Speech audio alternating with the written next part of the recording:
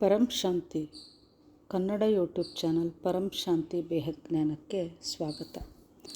ಕಲಿಯುಗದಲ್ಲಿ ಯಾರು ಯಾರಿಗೂ ಸಹಾಯ ಮಾಡುವ ಮನಸ್ಸನ್ನು ಹೊಂದಿಲ್ಲ. ಸಹಾಯ ಮಾಡುವವರ ಸಂಖ್ಯೆ ಬಹಳ ಕಡಿಮೆಯೇ ಇದೆ. ಆದರೆ ಇದು ಭೌತಿಕ ಸಹಾಯದ ಮಾತಾಯಿತು. ಆತ್ಮ ಸಹಾಯವನ್ನು ನಾವೇ ಮಾಡಿಕೊಳ್ಳಬೇಕಾಗ್ತದೆ. ಯಾರೂ ಯಾರೊಬ್ಬರ ಕರ್ಮವನ್ನು ಸೃಷ್ಟಿ ಮಾಡುವುದಿಲ್ಲ. ನಮ್ಮ ಕರ್ಮಕ್ಕೆ ನಾವೇ ಜವಾಬ್ದಾರರು ಮತ್ತು ನಾವೇ ಫಲಾನುಭವಿಗಳು ಕೂಡ ಆಗಿರುತ್ತೇವೆ. ಮನಸ್ಸು ವಿಚಾರಗಳನ್ನು ಸೃಷ್ಟಿ ಮಾಡುತ್ತದೆ. ಮನಸ್ಸು ಅಂದರೆ ಮೈಂಡ್, ಕಾನ್ಷಿಯಸ್ ಮೈಂಡ್, ಸಬ್ಕಾನ್ಷಿಯಸ್ ಮತ್ತು ಅನ್ಕಾನ್ಷಿಯಸ್ ಮೈಂಡ್. ಯಾವುದು ವಿಚಾರಗಳನ್ನು ಸೃಷ್ಟಿ ಮಾಡುತ್ತಿದೆ? ಕಾನ್ಷಿಯಸ್ ಮೈಂಡ್ ಅಂದರೆ ಸಾಕಾರಿ, ಶರೀರಧಾರಿ ಮನಸ್ಸು ಅಂತ ಅರ್ಥ. ಸಬ್ಕಾನ್ಷಿಯಸ್ ಮೈಂಡ್ ಅಂದರೆ ಅರ್ಧ ಜಾಗೃತ ಸ್ಥಿತಿ. ಇದಕ್ಕೆ ತುರ್ಯಾವಸ್ಥೆ ಅಂತಲೂ ಸಹ ಕರೀತಾರೆ. ಶಾಸ್ತ್ರಗಳಲ್ಲಿ ಇದರ ವರ್ಣನೆ ನಮಗೆ ಬಹಳಷ್ಟು ಸಿಗುತ್ತದೆ. ಅನ್ಕಾನ್ಷಿಯಸ್ ಮೈಂಡ್ ಅಂದರೆ ಶರೀರ ಭಾವದಿಂದ ದೂರವಾಗಿ ಮನಸ್ಸು ಸಮಾಧಿ ಸ್ಥಿತಿಗೆ ತಲುಪುವಂತಹ ಸ್ಥಿತಿಯೇ ಅನ್ಕಾನ್ಷಿಯಸ್ ಮೈಂಡ್ ಆಗಿದೆ. ಭಕ್ತಿ ಮಾರ್ಗದಲ್ಲಿ ಅನ್ಕಾನ್ಷಿಯಸ್ ಮೈಂಡ್ಗೆ ಸಮಾಧಿ ಸ್ಥಿತಿ ಅಂತಲೂ ಸಹ ಹೇಳಿದ್ದಾರೆ. ಜ್ಞಾನದಲ್ಲಿ ಇದನ್ನು ನಿರಾಕಾರಿ ಸ್ಥಿತಿ ಎನ್ನುತ್ತೇವೆ.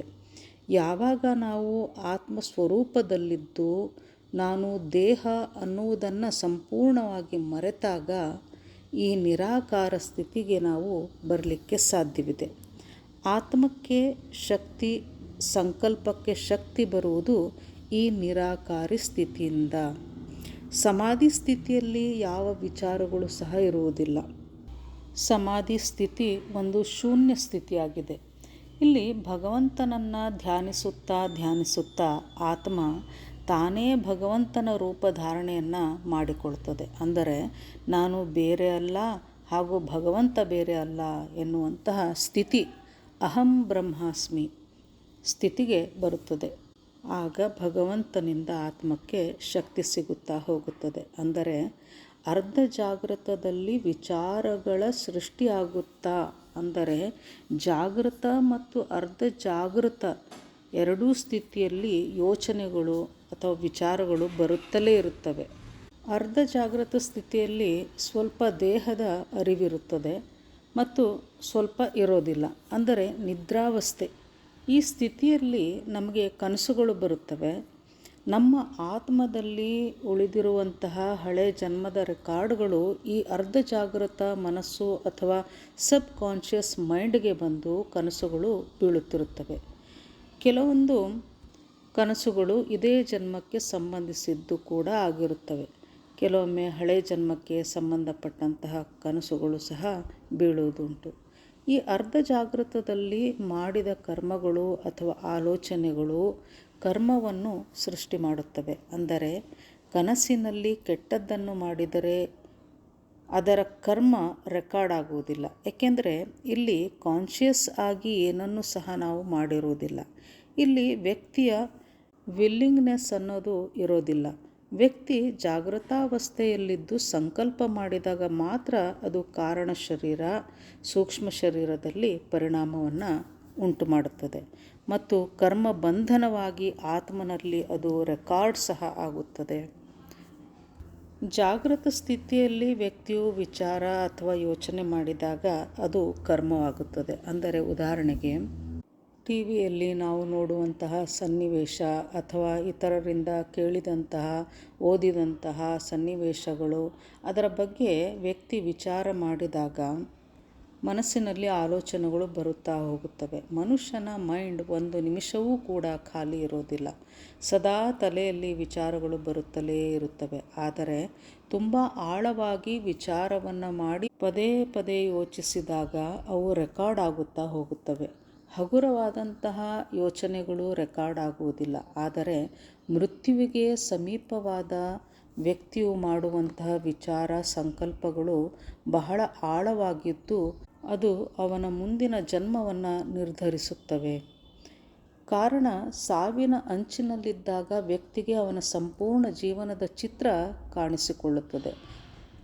ಅವನಿಗೆ ತಾನು ಯಾರಿಗೆ ಒಳ್ಳೆಯದನ್ನು ಮಾಡಿದೆ, ಕೆಟ್ಟದನ್ನು ಮಾಡಿದೆ, ಏನು ಮಾಡಿದೆ, ಈ ಎಲ್ಲ ದೃಶ್ಯ ಅವನ ಕಣ್ಣ ಮುಂದೆ ಬರುತ್ತಾ ಹೋಗುತ್ತದೆ. ಸಾಯುವ ಮುನ್ನ ತಮ್ಮ ಎಲ್ಲ ನೆಂಟರಿಷ್ಟರನ್ನು ಕರೆಸಿಕೊಂಡು ತಾನು ಮಾಡಿದ ತಪ್ಪಿಗೆ ಎಲ್ಲರಲ್ಲಿ ಕ್ಷಮೆಯನ್ನು ವ್ಯಕ್ತಿ ಯಾಚನೆ ಮಾಡುತ್ತಾನೆ. ಹೀಗೆ ಕ್ಷಮೆಯನ್ನು ಕೇಳುವುದರಿಂದ ವಿಕರ್ಮಗಳು ವಿನಾಶ ಹೊಂದುತ್ತವೆ. ಏಕೆಂದರೆ ಕೊನೆಯ ಹಂತದಲ್ಲಿದ್ದಾಗ ಮನುಷ್ಯನ ಮನಸ್ಸಿನ ಸ್ಥಿತಿ, ಭಾವನೆಗಳು ಸಂಪೂರ್ಣವಾಗಿ ಬದಲಾಗಿರುತ್ತವೆ. ಅದಕ್ಕಾಗಿ ಆ ವ್ಯಕ್ತಿ ಕ್ಷಮೆಯನ್ನು ಕೇಳುತ್ತಾನೆ.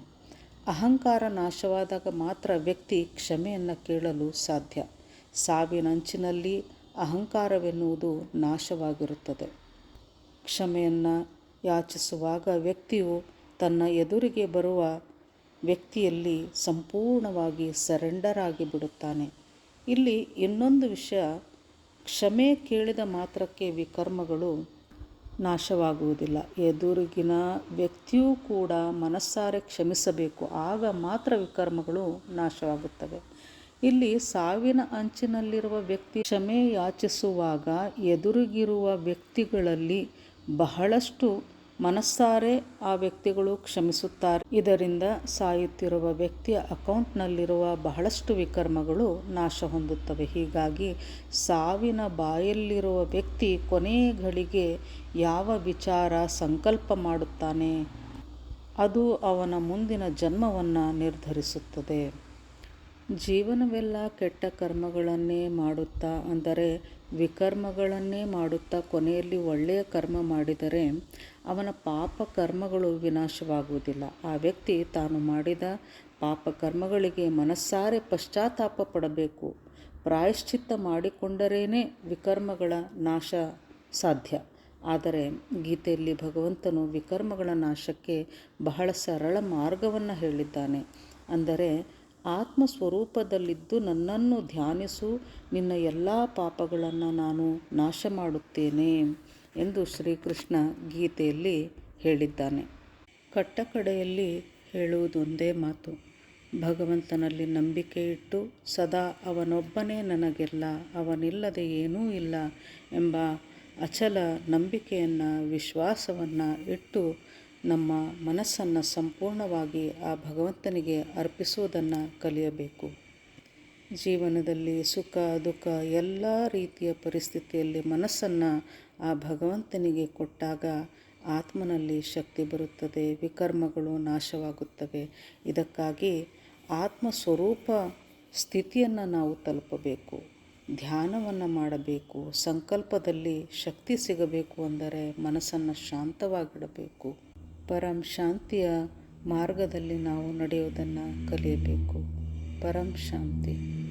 क्या है अस्तित्व का अंतिम सत्य? किसने खोला अनंत ज्ञान का द्वार? 2026 में होगा रहस्य का उद्घाटन।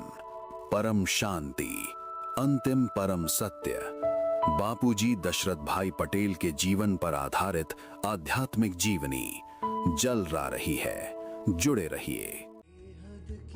परम शांति सोचो, बोलो परम शांति। Join us daily for our morning live meditation, 5:30 a.m. to 6:30 a.m., Monday to Saturday.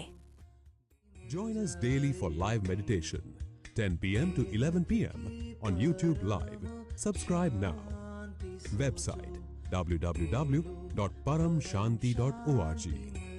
Email us anant@paramshanti.org. Like, share, subscribe.